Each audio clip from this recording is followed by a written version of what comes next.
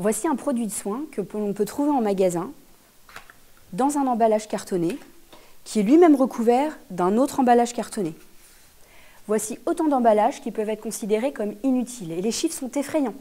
26 kg par an par habitant, c'est le nombre de déchets qui pourraient potentiellement être évités en évitant les emballages. 80%, c'est la part que représente l'emballage sur le poids total du produit. Et enfin, 65%, c'est la part que représente le prix de l'emballage sur le prix total du produit. Parmi ces emballages, il y en a un qui est particulièrement jugé comme inutile, c'est le suremballage. C'est ce carton ou plastique parfois que l'on retrouve autour des dentifrices ou autour des yaourts et qui est générateur de déchets. Dans une perspective de développement durable, les industriels, mais aussi les distributeurs, se posent la question de le supprimer pour leur MDD, leur marque propre. Mais cela les met face à un dilemme. En effet, le suremballage leur permet d'avoir une image aussi bonne que celle des marques nationales, mais en même temps, le suremballage, en étant supprimé, leur permet d'aller vers un positionnement plus écologique en faveur du développement durable. Ainsi, l'objectif de cette recherche est de voir l'impact que peut avoir la suppression des suremballages sur la perception qu'ont les consommateurs de ces produits et sur leurs intentions d'achat. Par exemple, les consommateurs en rayon font appel à des raccourcis. Ils considèrent que les produits en tête de gondole sont forcément des produits en promotion.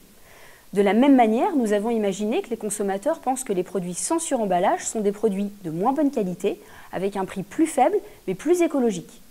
Mais nous avons imaginé qu'il y avait des différences selon les types de MDD concernés.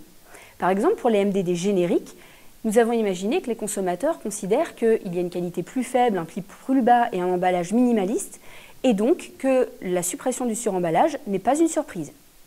Toutefois, pour les marques mimiques, qui sont des marques de qualité moyenne, avec un prix moyen et un emballage similaire à celui des marques nationales, pour les consommateurs, la suppression des suremballages serait une surprise qu'ils chercheraient à expliquer.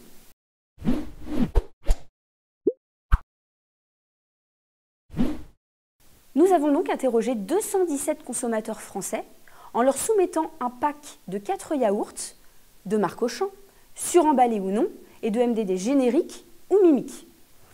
Nous avons mesuré leur perception à l'égard des produits à travers un questionnaire.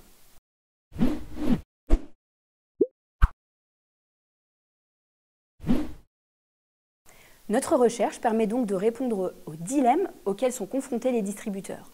Nous avons en effet montré que pour les MDD génériques, il n'y a aucun effet de la suppression du suremballage sur la qualité des produits.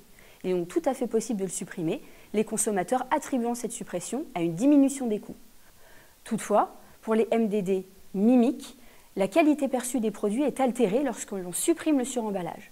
Il est donc important de renforcer la qualité de l'emballage primaire et de communiquer sur cet aspect, et surtout de dire aux consommateurs que la qualité du produit, en supprimant les suremballages, n'est pas du tout altérée.